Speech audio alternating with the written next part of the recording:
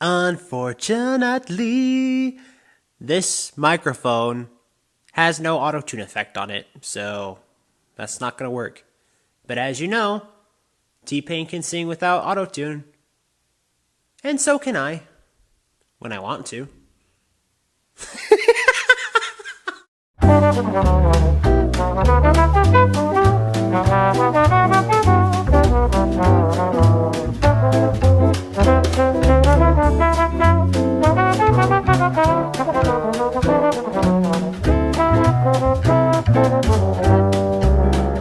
Hello and welcome back to the Young Entertainment Specialists. I'm your host Garrett, and today we are going to be doing an album review of T-Pain's newest album, OBLiViON. This is his 5th studio album, and he is very happy to bring it out. He's been trying to release it for years, and he's been having just so many technical difficulties taking place, I think, with the label. From what I've heard, he and one of the labels he signed to just don't mesh well together, and so he's been having some technical difficulties with that, but finally he's been able to release it. Also, this was not supposed to be his original title, OBLiViON. The original title apparently was supposed to be Stoicville the Phoenix. He was supposed to use the idea that the Phoenix was more of a rebirth, and he's trying to do a rebirth maybe of his originality or of something completely new. I don't really know, but I know that he was still active in his mind, he was still fresh, and he is, even in this music. OBLiViON has a total of 16 tracks. It's a little over an hour long, and I have made several marks. You are probably wondering, Garrett, you like to promote family-friendly and clean entertainment. Why would you talk about T-Pain, who is a little risque sometimes? T-Pain's culture down from Florida and Atlanta is a little different from mine, and it's just what it is. He grew up different than I did. I believe in promoting good, wholesome entertainment, and he has remarkable talent, guys. Oh, do not even doubt that for a second, okay? So that's why I listen to him. Not all of his songs are actually dirty.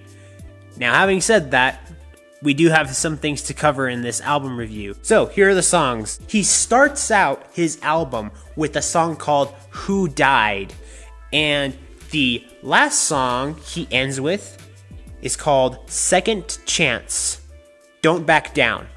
Now, these two songs I want to start with because they're very, very crucial about what has happened in the music industry between the time gap between Revolver, which was released back in 2011, I believe, and 2017 now. That's almost 6 years since he has released an album, and he wasn't irrelevant during that time, but he wasn't releasing music as much as he could have been. So what happened? Who Died talks about, what happened with some of the hip-hop music that's going on right now and made you guys think that you could take over some of this stuff. It's like, who said you guys could change this stuff without my permission? Because the hip-hop community that does use auto-tune kind of discredits him for using it. And remember, T-Pain doesn't use auto-tune because he needs to use it. He uses it as a tool. This is a very smart guy, okay? As I stated before earlier in this video, he can sing without auto-tune. And a lot of people just discovered that back in like 2015 or 2014. I knew that since 2007. I knew that. You guys just weren't paying attention. Also, he's a dope rapper and a dope DJ. Oh my gosh, he is really good at DJing. And so it's basically like a call out, and he's saying, hey, I'm still here, I'm still relevant. And the ending song, Second Chance, talks about it's almost like he's singing about how he was an outcast before he became famous and even when he became famous. And during this time period where it seemed like he was slowly fading out of the mainstream culture. And that is sad. It's very touching. The only song that is actually by Y.E.S's standards squeaky clean is a song called She Needed Me. This is the 10th track. I would recommend this song to anybody. It's really good. Now, there is one song that isn't the Y.E.S clean standards that I would recommend, but it's amazing. It almost sounds like a mini rhapsody. Like not one of those really elongated rhapsodies, like a mini rhapsody.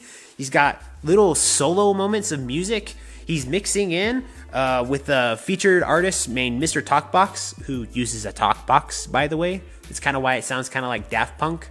Kind of like the sound that you hear at the beginning of 24 Karat Magic, also from Tupac's California Love. There's just some beautiful piano in this, and when it begins to end, it kind of goes back into some of the hip-hop beats again, but it's composed so well.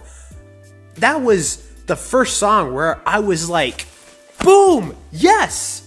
Boom, boom, yes! And that's exactly what I'm trying to get at. So I'm still trying to figure out how I would rate this album. I would give it I would call it a good album.